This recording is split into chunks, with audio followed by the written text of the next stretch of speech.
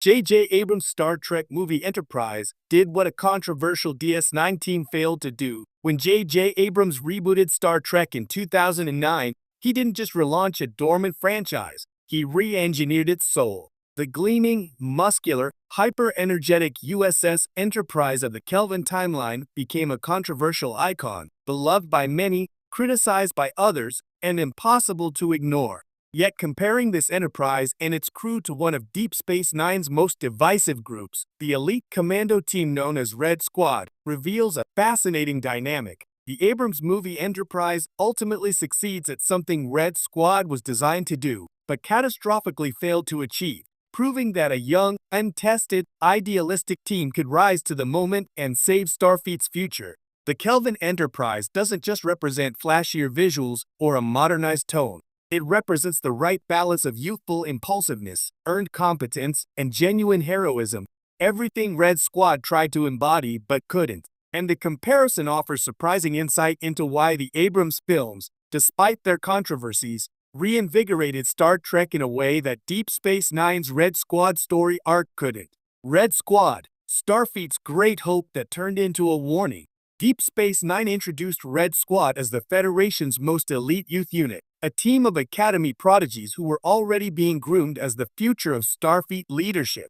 In theory, they should have embodied the best of the Federation: excellence, discipline, talent, and promise. In practice, Red Squad became a cautionary tale about elitism and hero worship gone wrong. Throughout DS9, Red Squad appears in stories emphasizing their arrogance, inexperience, and emotional volatility. They're brilliant, yes, but untested and dangerously convinced of their own superiority. The episode Valiant is the clearest example. Thrust into command after their ship's senior officers are killed, the cadets attempt an ill-advised mission, refuse help, and ultimately get most of their crew killed. Only Jake Sisko and Nog survive the catastrophe. Red Squad failed for three core reasons. 1. Lack of real-world training. They had theory, not practice. 2. An echo chamber of self-belief. They didn't accept criticism or alternative viewpoints. 3. Leadership vacuum. No adult or seasoned officer could balance their impulses with hard-earned wisdom. The key tragedy of Red Squad isn't that they were incompetent. It's that they were almost ready, smart enough to inspire confidence in themselves, but not wise enough to recognize their limits. It's a compelling story, but it reinforces a sobering truth. Starfleet's future isn't built on prodigies, it's built on experience.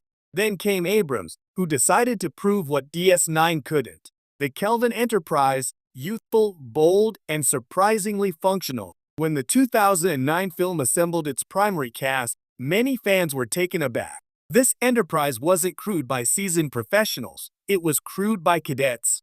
Kirk hadn't graduated. Chekhov was 17. Uhura, Sulu, and even Spock were barely beginning their careers. On paper, the Kelvin Enterprise looked like Red Squad 2.0. And yet, unlike Red Squad, this crew worked. They saved Earth. They defeated a threat that destroyed Vulcan. They pulled together under unimaginable pressure. What DS9 warned against, youthful idealists being thrust into command, Abrams embraced and transformed into cinematic triumph. Why did it work for the Kelvin Enterprise when it failed for Red Squad? 1. They had a balance of youth and wisdom. Even though many Kelvin crew members are young, they aren't exclusively young. The ship has Captain Pike, whose mentorship is the bedrock of the Federation's greatest future captain. Spock Prime, whose guidance shapes Kirk's destiny. Scotty, whose experience complements the younger characters. MC Coy, whose maturity stabilizes the younger personnel. Unlike Red Squad's closed ecosystem, the Abrams Enterprise blends promise with seasoned leadership. It isn't youthful arrogance, it's youthful potential supported by wisdom. 2. Their leadership conflict creates growth, not collapse. The clash between Kirk and Spock during the 2009 movie is messy, emotional, and violent, but it's also productive. Their disagreements force them to confront their weaknesses. Kirk learns restraint and responsibility. Spock learns flexibility and compassion. Red Squad had no such dynamic. Their leaders reinforced each other's flaws rather than balancing them. The Kelvin Enterprise crew gains strength from conflict, while Red Squad's internal conflict leads to disaster.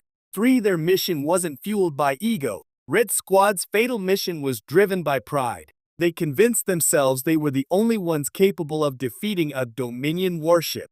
Their thinking was, greater than we're Red Squad. We can do anything. The Kelvin Enterprise's mission isn't about proving themselves.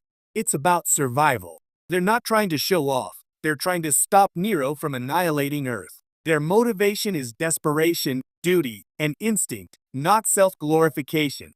For the Kelvin timeline embraces imperfection. In the Abrams films, the crew is allowed to fail without collapsing. Kirk is kicked out of the academy. Spock loses emotional control. Sulu freezes at the helm. Uhura struggles for recognition. Chekhov fumbles through dangerous calculations. These imperfections create authenticity, unlike Red Squad's polished image of elite perfection. The Kelvin Enterprise succeeds not because its crew is flawless, but because they aren't. Abrams' Enterprise proves Starfleet's core ideal. Greatness can come from anywhere. Red Squad represented one of Starfleet's most problematic ideas. That greatness could be engineered by selecting the best of the best and isolating them from everyone else. Abrams rejected that philosophy entirely. His Enterprise crew includes a rebellious farm boy who cheated on the Kobayashi Maru, a half-Vulcan struggling with grief, a linguistics prodigy tired of being underestimated, a Russian math genius barely old enough to serve, a helmsman with a penchant for fencing mishaps, a cranky doctor who accidentally ended up in Starfleet, a Scottish engineer exiled to an ice planet. This diverse, messy bundle of personalities, none of whom fit the elite mold, ends up saving Earth and redefining Starfleet's future. Red Squad was an attempt to manufacture Starfleet's future leaders. The Kelvin Enterprise accidentally found them. And that difference is everything. The deeper theme, Abrams rescues Starfleet from its own elitism. Starfleet Academy, across various shows, has repeatedly flirted with the idea of producing an elite cadre. Nova Squadron in TNG, The First Duty, Red Squad in DS9, the Cadet Unit in Lower Decks flashbacks. Each time, the message is the same. Elitism undermines Federation values. Excellence can be nurtured, but not forced. Abrams' Enterprise isn't an elite team, it's a real team. They don't succeed because of a special program. They succeed because they're willing to lean on each other, challenge each other, and grow together. Abrams restored the franchise's faith in the Starfleet ideal that anyone can rise to greatness. Not because they were chosen, but because they chose to stand up when it counted. Star Trek's movie Enterprise shows what Red Squad could have been if Red Squad had been given the right mixture of mentorship, humility, and experiential learning. They could have become Starfleet's future. Jake Sisko even notes that the cadets weren't bad people. They were victims of a system that inflated their egos and isolated them from reality.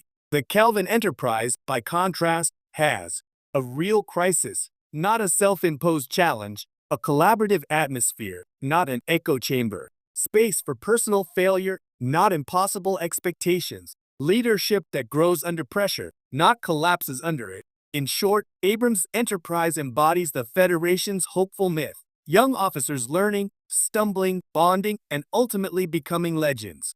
Red Squad embodies the Federation's tragic truth. When Starfleet forgets its own,